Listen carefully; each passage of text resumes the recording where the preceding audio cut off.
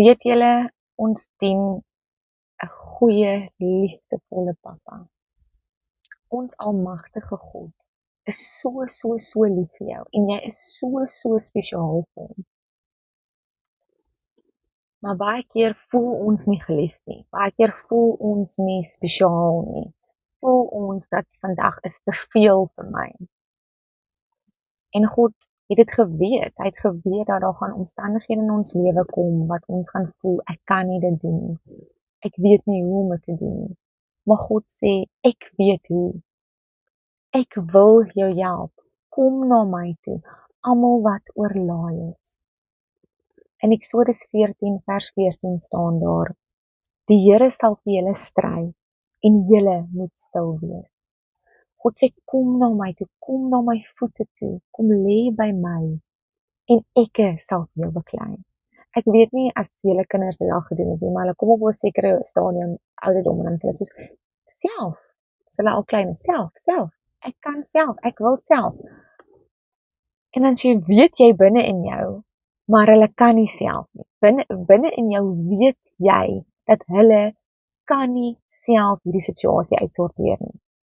Maar jy laat hulle maar nou los, dat hulle dit gou eers self uitfigure dat hulle dit nie kan self doen nie.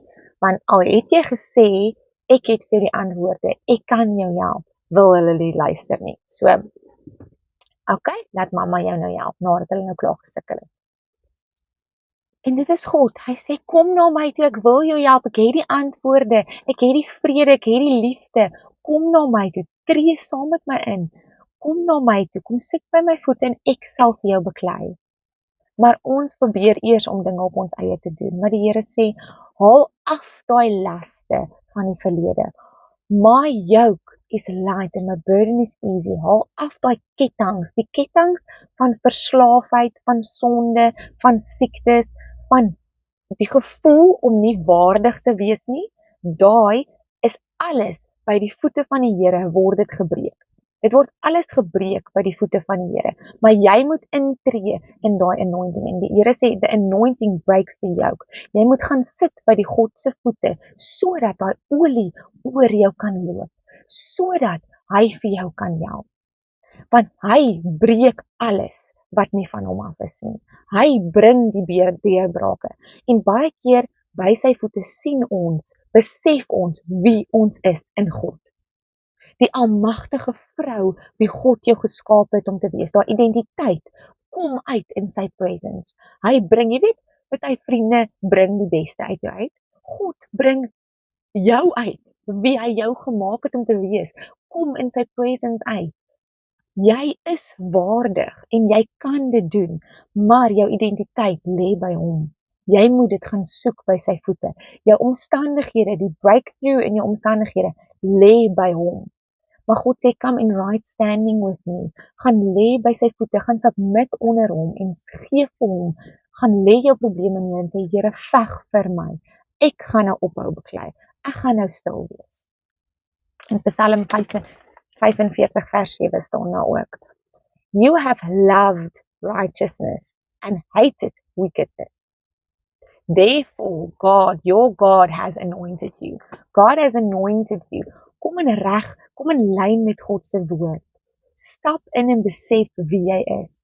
So baie keer gaan ons gebede verander baie keer ons omstandighede en ander kere verander ons gebede vir ons sodat ons omstandighede kan verander.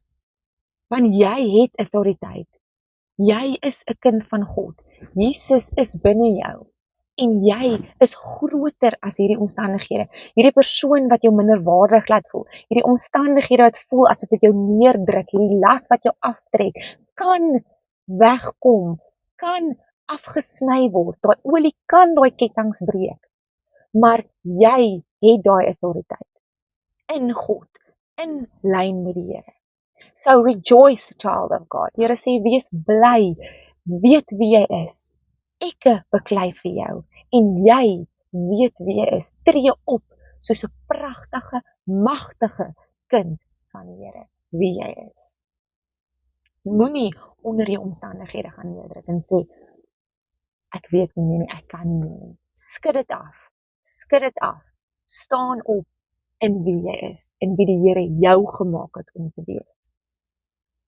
En gaan wees stil sodat hy vir jou kan veg. Amen. Julle moet 'n lieflike dag hê.